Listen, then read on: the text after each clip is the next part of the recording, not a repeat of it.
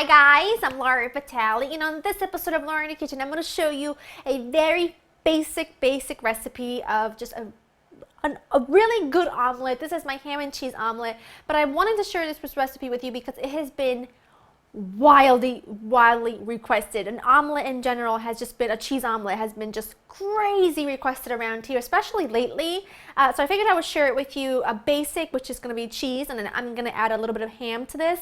And then as you know, Laura in the Kitchen goes on, if you want different variations of it, make sure you comment and leave them down below so that I can get to them. I mean, I make a ton of different variations. If you watch our vlog channel, you know that I make eggs pretty much every single weekend, and you definitely should follow us on there if you don't. But omelets are great. I mean, smoked meats, leftovers, you name it. Clean out your fridge, put it into an omelet, and it's fantastic. The ingredients you'll need for this, I'm using some extra sharp cheddar that I just grated myself.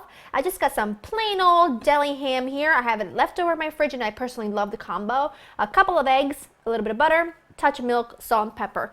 Those are your ingredients. It doesn't get any easier than that. But I've had a lot of people request it, and I can kind of see why.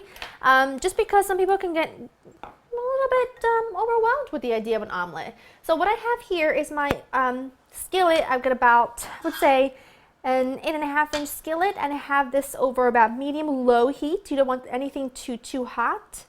I'm going to let that go, and in the meantime, I'm going to crack a couple of eggs into a bowl. Now, there are so many different ways to make omelets, and I'm by no means saying that mine is the an authentic omelet. I just like to make things according to my liking. So I'm going to add a touch of milk to this, a tablespoon for every 2 eggs. You can certainly use 3 eggs if you want to, but I usually do 2 eggs for myself and 3 for Mr. Joe Vitale with my husband. A little salt, touch of pepper, salt and pepper, but I wanted to say pepper and a touch of salt because we are adding cheeses and ham.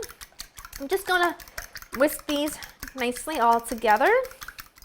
Pour your eggs into your hot pan. Now, this is when your taste buds, your preference comes in handy. I prefer my omelets to be a little bit more on the pale side where they don't have very much color. My husband prefers them a little nice and crispy on the bottom. It is completely optional, but what I do is when you put your eggs in, you take a heat-proof spatula or a wooden spoon, and this is important that you just kind of work with the pan. And what you want to do is for the first 45 seconds or so, you see how the edges start to set? Well, what you do is you just push it into the middle, and then the raw egg will fill that little gap. And then that way you'll have things setting in a really nice even pattern, if that makes much sense. But it's just really easy, and this kind of ensures that you get everything cooked really well and easy. Now, if you want a lot of color in your omelet, if you like them nice and golden brown and crispy like my husband does, then just turn the heat up a little bit more, and it'll also get done a lot faster. So win-win. You see how most of the eggs are set, but the top are still a little wibbly. Now you just take your cheese, you scatter that over the top. You don't want to overfill this because I think that it can be a bit of an issue when you well, it's never a bad thing. I mean, it tastes delicious, but if you're trying to fold this or do a trifold, then you'll have a bit of an issue, but I'm not going to do that. I'm just going to add a couple tablespoons of each of the ham and the cheese, and I'm just going to let this sit like this for, I would say, about 30 seconds or so.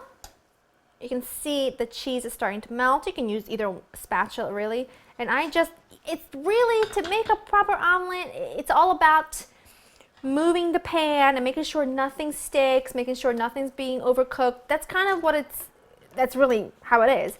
I don't prefer to think of things being proper. That's how I like my omelet, right there, lightly colored, not too colored, and that's it. I mean, you hardly cook it, right? But it's just when you cut into it, which I'll show you, when you cut into it, your cheese is gooey, your eggs are nice and soft. Now, the thing you need to remember is that you don't want to take your eggs into a screaming hot pan, because something happens to eggs when you do that. They seize up, they get really hard, and they almost create like a bitter crust if you do that. So if you like yours, like my husband does, nicely colored, just do it gradually. Don't add the pan into a screaming hot pan. Just gonna taste this because it is just perfection. If you don't like yours with even a touch of brownness to it, like mine is. Just cook it over low heat instead of medium low. That's it.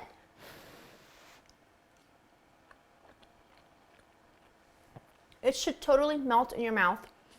A good omelet, you shouldn't really have to chew it that much. It should completely melt. This, to me, is perfection. Let me know down below how you like your omelet. I hope a lot of you are happy now that the omelet recipe is finally up. And let me know the variations you want to see next. And as always, hope you've enjoyed spending time with me. The written recipe will be on laureandthekitchen.com, and I will see you next time. Bye-bye.